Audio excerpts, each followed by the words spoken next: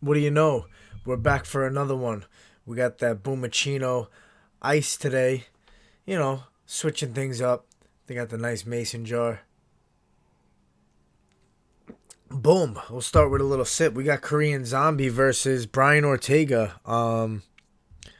Really excited for this card. That's a great main event. We'll start with the main event. Um, Brian Ortega, coming off that pretty hard loss to Max Holloway. Been out for a while. Believe he broke his orbital, broke his nose, had a lot of damage in that fight. Took a lot of punches, and you gotta be curious if that's gonna play a factor. Is that gonna be something that's gonna be a problem for him in this fight?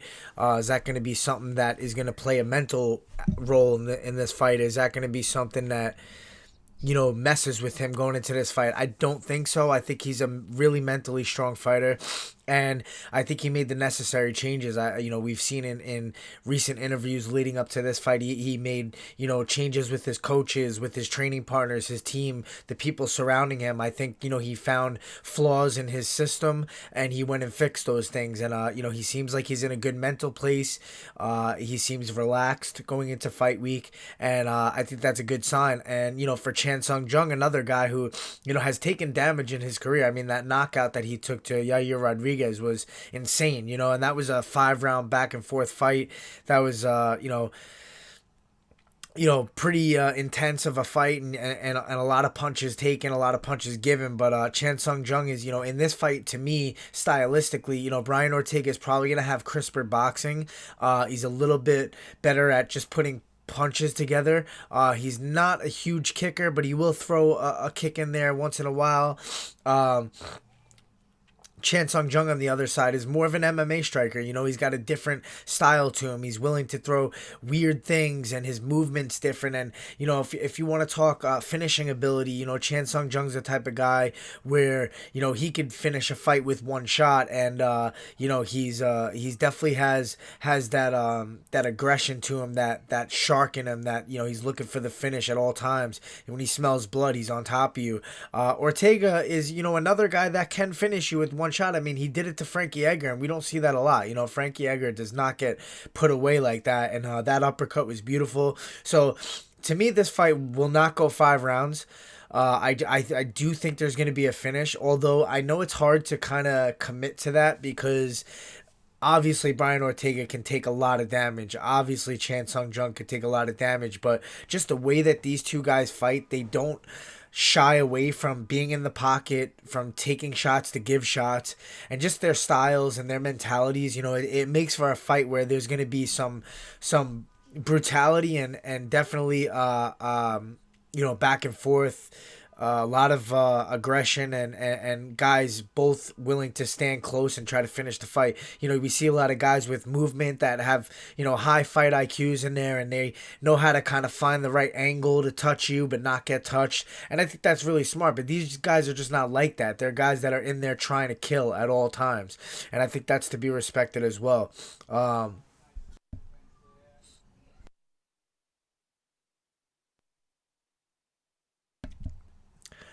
um, you know, One question going into this fight too is I know Chan Sung Jung's been out for a while too. Let's see when his last fight was and who he fought, because I feel like both of these guys have been out for a little bit of time. I mean,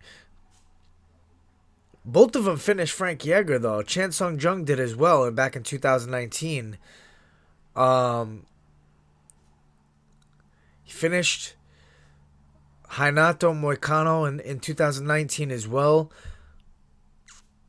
And then before that, in 2018, he lost to Yair Rodriguez. So I mean, that says a lot to lose that knockout to Yair Rodriguez by that insane elbow. That was probably, I was thinking about, best knockout ever. After that last one with the guy with the spinning back kick. That was beautiful stuff in that last UFC card, Fight Island. I'm drawing a blank on his name for some reason. I don't, how could I, right? MMA moves way too fast. You already forgot about him. One of the best knockouts ever. Already forgot his name. Unbelievable. But yeah, that Yair Rodriguez knockout on Chan Sung Jung, like that has to be up there, like neck and neck with that spinning back kick. No, I mean you're never gonna see an elbow like that ever again. Probably, as long as you live, as long as the UFC's around, I would say.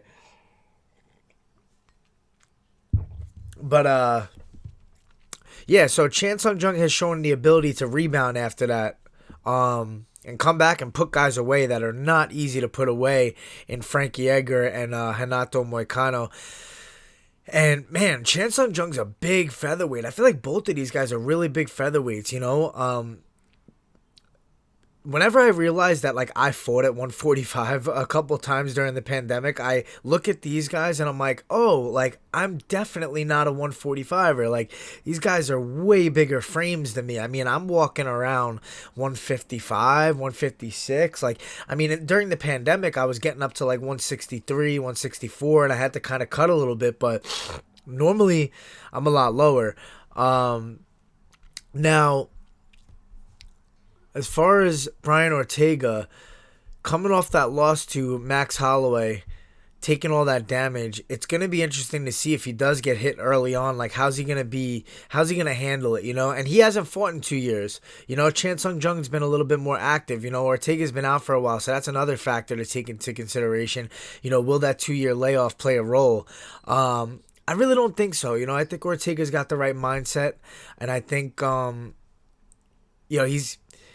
he's a hard guy to finish. I mean, we saw that, how many shots he took in that fight and just would not go away. It was just unbelievable. I do think the fight is going to go past the third round. I think we're going to see a finish probably in the fourth round or the fifth round, being that these guys are so durable. But one thing I really would love to see is this fight hit the ground. I mean, we've seen Chan Sung Jung go for some weird stuff like the electric chairs, like the banana splits and the weird 10th planet style stuff. He goes for that crazy stuff on the ground. But Brian Ortega is a nasty black belt himself, and he's so slick off his back. Amazing guillotine chokes. He'll latch you up on the feet, and he'll latch a choke up on the feet in the clinch. So you got to watch out for that as well. I think the jiu-jitsu and the grappling realm of things is going to kind of get negated in this fight to an extent. I don't really see one fighter more than the other that's going to press the takedowns and really enforce wrestling and try to clinch up that often or that much. So with that said, I think the fight will take place on the feet for the most part, and I think they're just going to scrap it out, man. And I think it's going to be a kickboxing fight essentially, with Ortega having maybe slightly better boxing and Chan Sung Jung having better MMA striking. And to me, that's going to be the difference. I think Chan Sung Jung is going to have a little bit more tools, a little bit more versatile, a little bit more where are things coming from, a little bit more unpredictability, and that's going to be the difference. And I think Chan Sung Jung is going to get it done. I'm going to call a fourth round TKO. One of those finishes where the ref is going to have to step in. I just can't see Brian Ortega falling down and being KO'd. Co-main event, we got Caitlyn Chaucasian against Jessica Andraj. This is a huge fight for the women's flyweights, man, and what a difference in styles, right? Caitlyn Chaucasian's a girl who, is tall, lengthy, and stays on the outside, utilizes a lot of point fighting, kicks, great kickboxing, great movement.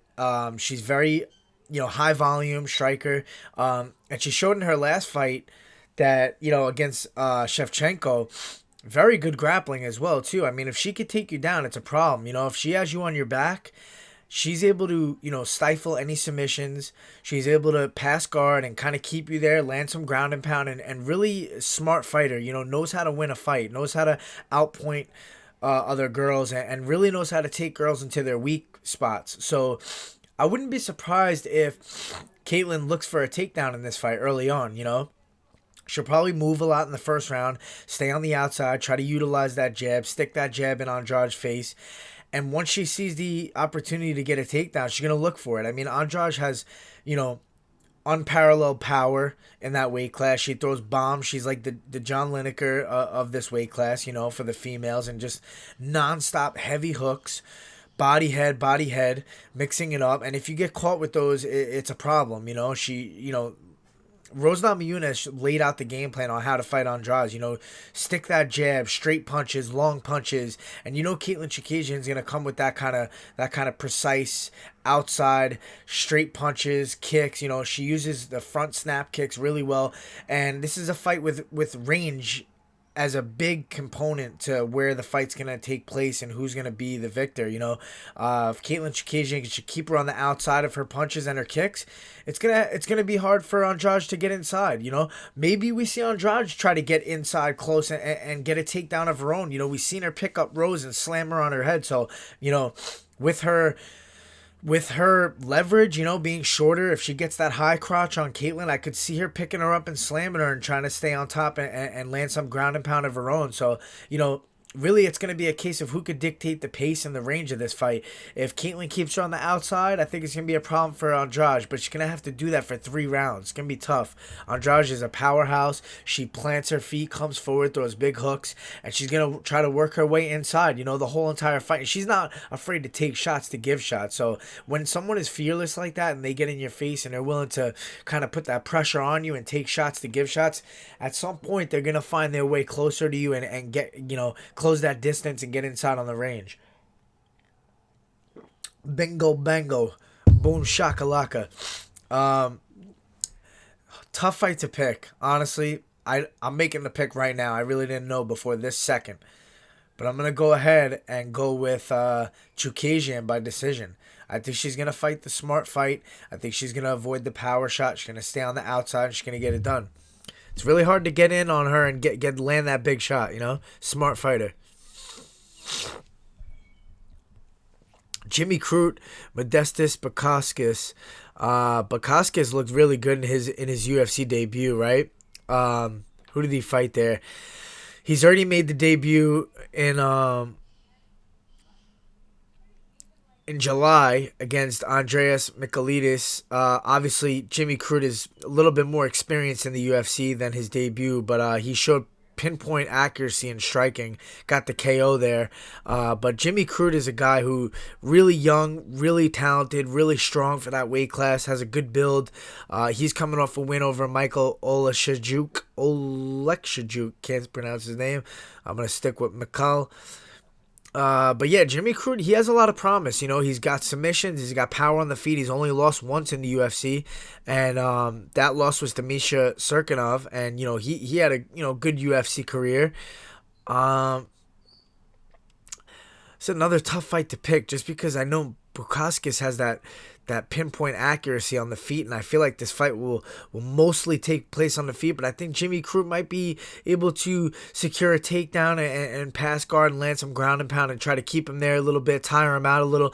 I think if the fight stays on the feet, Jimmy Crute might have an issue with the range. I think Bukauskas has that length and reach advantage, and Crute likes to just kind of get in there and throw bombs, throws big hooks.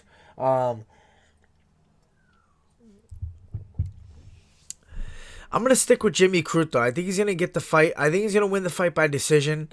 I don't think it's going to be an easy time finishing this guy. I don't think it's going to be an easy time outstriking him. But I think he will mix things up a little bit better as far as strikes to takedowns goes. I think he will secure a takedown and kind of win each round, edge each round out by landing that takedown and kind of scoring points on the judge's eyes and, just securing the victory by the decision. I'll go with Crute by decision.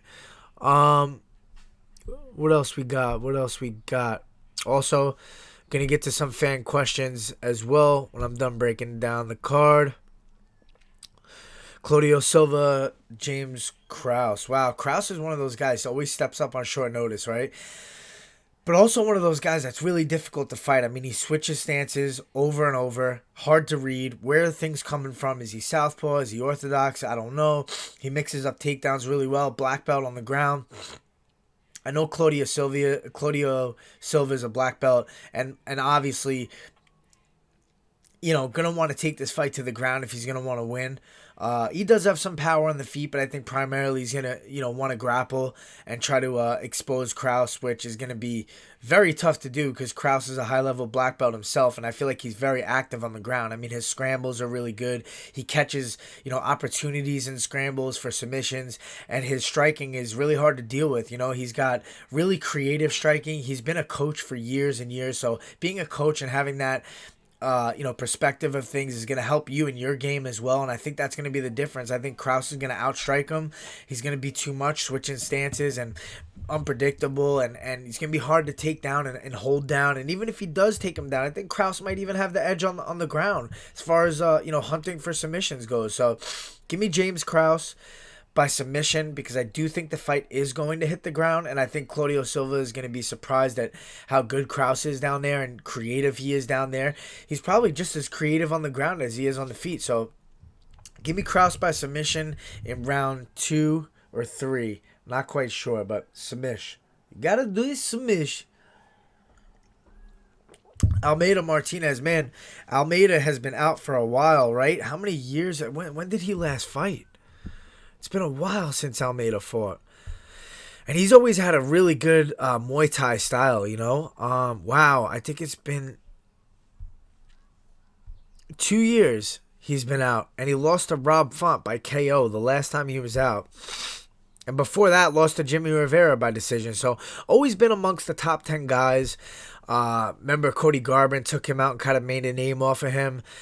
But Almeida's always been exciting, man, and both of these guys are really good strikers. Martinez is more of a kickboxer, and then Almeida has that traditional Muay Thai. But, the thing about a guy being out for a while, you don't know what he's bringing to the table. Has he worked on new things? Has he changed up his style? Has he moved his coaches around? Is his mindset there? A lot of questions going in. Martinez, on the other hand, has been very active. He's young. He's hungry. He's had a beautiful knee, he had a beautiful knee, jumping knee finish to the head. He's had very competitive fights. He had a great fight with Andraj Ewell. I kind of thought Ewell won that fight, but they gave it to Martinez, right? But yeah, both these guys dangerous in striking. Really, honestly, it's going to be a question of, is it the old Thomas Almeida? If it's the old Thomas Almeida that gets in there and is got his Muay Thai on point, I could see him out striking Martinez and just kind of throwing a little bit more volume. Martinez is a guy that kind of one-off strikes and kind of starts slow, and he takes time to open up. Once he opens up, the guy's got power. I mean, he's big for the bantamweight. He's big for bantamweight, has a lot of size. He's a southpaw, hard to deal with southpaws. Almeida's a guy that is willing to take damage, to give damage. Only thing is, I feel like he takes too much damage. I feel like the younger guy is gonna prevail if they're gonna go in there and just exchange. I think Martinez has the fresher chin. He's definitely taken way less damage. And he's a younger guy that's coming out of a great camp at Factory X. Those guys are savages, and they got a lot of good guys to train with. He's got Brandon Royval's coming out of there, and he's been tearing it up on Fight Island. So, look out for these guys at Factory X, man. They're definitely well-trained, well-coached. They got great mentalities. And I'm gonna go ahead and go with Martinez just because he's been the fresher guy. He's been more active, and I don't know what to expect from Thomas Almeida. And honestly, I think if Almeida comes in and loses to Martinez, who took this fight on short notice, it's really going to set him back, because he's been out for a while and he's coming off losses. So taking a loss in this fight is going to be a really big setback for him. But I got to go with Martinez. I think he's going to win by decision, possibly a TKO. Going down the prelim card, we'll make quick picks. I'm not going to break down each fight, but Saeed Nurmagomedov, anybody with the last name Nurmagomedov, got my money all over it. I'm going to go with him by decision. Call me Sniffles. And Tugalov versus Grisham. I'm going to go with Maxim Grisham by TKO. Jamie Mularkey, who I was really impressed with. I think he lost to Brad Riddell and that fight in Australia a year ago or so. But he really impressed me. He was able to take damage and really durable, really fast-paced guy, long for the weight class. I'm going to go with Mularkey by TKO finish. John Phillips, Park Jun Young. I'm going with Park Jun Young by decision. Jillian Robertson by against Poliana Botello. I'm gonna go with Robertson by submission. She just got her black belt. She's a savage on the ground. You could tell she just mauls girls. She's got that Khabib effect on the ground. So maybe not the Khabib effect. I don't want to take it too far, but you know what I'm saying. She just kind of mauls girls on the ground. She's got high level jiu-jitsu skills. Really exciting to see on the ground. I can see her getting a submission here. Mateus Gamrot versus holy hard names to pronounce matchup right here. Goram Kutataleza.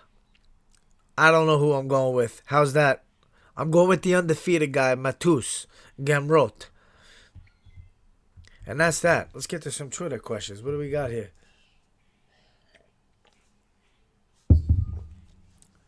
Let's see. Take a couple twits. And then we'll go out with a bang. I got a surprise for you.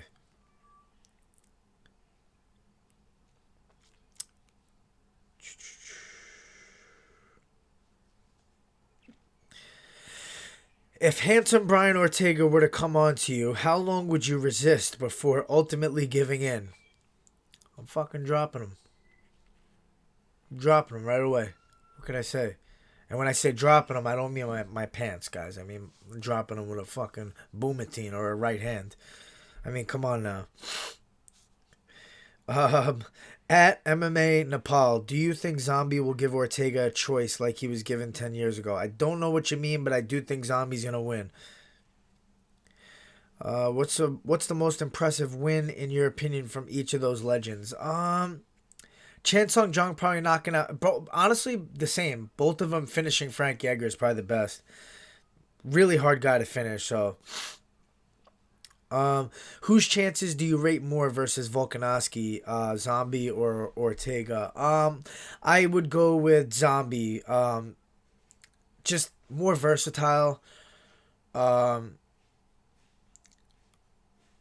Just more unorthodox.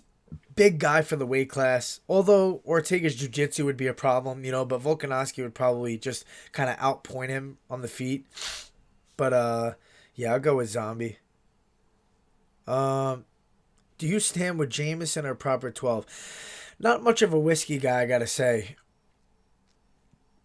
Rather smoke a little bit than drink, Alcohol's never really done me any good. I'm very lightweight with it, and I just never really feel good drinking. So, once in a blue moon, if I go out for a drink, I'll have like a gin and seltzer with lime, but I'm not really a whiskey guy. At Russell H519 good to see T City back after a long while. Needed layoff after that brutal Blessed Holloway fight, but I think Zombie might be too tough for Brian. The way Zombie walks through everyone's shots, I don't see how T-City wins this fight unless Zombie gets caught in a scramble. Yeah, I mean, that's kind of what I said in the breakdown. I kind of agree with you there, Russell. Yeah, I mean, that's his nickname for a reason, right? He walks through shit and he gives you, a lot more than you give him. So, I agree with you. And that's it. Quick Twitter questions. We don't get too crazy. We'll go out with a bang here because I love you. And cheers.